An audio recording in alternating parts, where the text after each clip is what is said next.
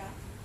Jadi gak oleh mikir, gak oleh kesel, kon santai ya. Carane merawat Diko nganggo banyu sumur, banyu biasa gitu, 15 menit. Kosoki kale watu nikine ya, sing apa niki. Oke, terus dibilas, paringi minyak lentik, niki-nikine diparingi minyak lentik kabeh ya. Bilas. Nek sing niki dikosoki nganggo tangan. Sing dikosoki nganggo watu khusus sing luka telapak kaki kali.